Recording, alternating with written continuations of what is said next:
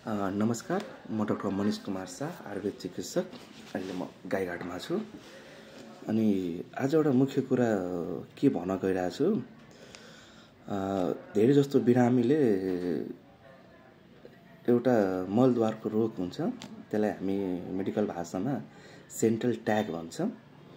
So central tag भनेको मासुको डल्लो हुँदैन, तर के छ, छला तन्केर अलिकति छलाको मलद्वारमा ग्रोथ भएको हुन्छ।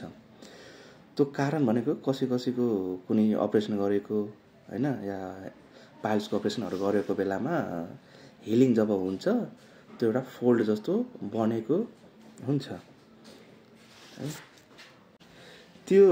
त्यो सेन्ट्रल ट्याग हुन्छ नि, नर्मल हो के। त्यसलाई हामीले केही नगर्नुपर्ने हैन, अलिकति देखचार गऱ्यो भने त्यो ठिकै हुन्छ।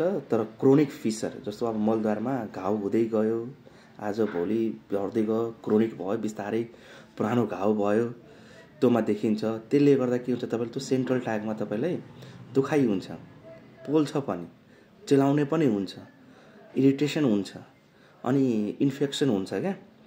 त्यही भएर इरिटेसन चिलाउनेहरू बढी हुन्छ। जब यस्तो समस्या जब भइहाल्छ त्योमा, त्यसलाई हामीले एउटा विधि गर्नुपर्छ, अग्निकर्म गर्नुपर्छ, या कि कटराइजेसन, एक्सिजन मिन्स भन्नुपर्छ। त्यसको उपचार नै त्यति बेलाको भनेको काटेर फ्याल्नुपर्छ। त्यसलाई बुझ्नुभयो नि, त्यो काटेर फ्याल्नुपर्ने अवस्था आउँछ।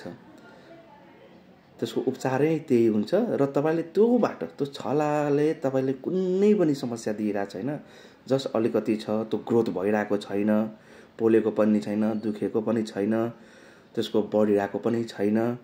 अनि अर्को कुरा के हुन्छ, चिलाउने हुँदैन हैन, यस्तो समस्याहरू छैन, घाउ छैन हैन।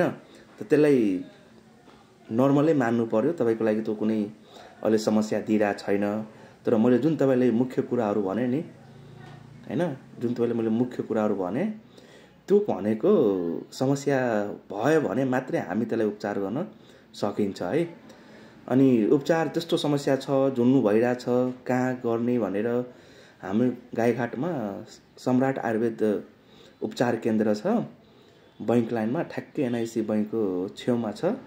त्यस्तो समस्या छ भने तपाईँले मलाई त्यहाँ बिहान 10 देखि 5 बजेसम्म भेट्न सक्नुहुन्छ है।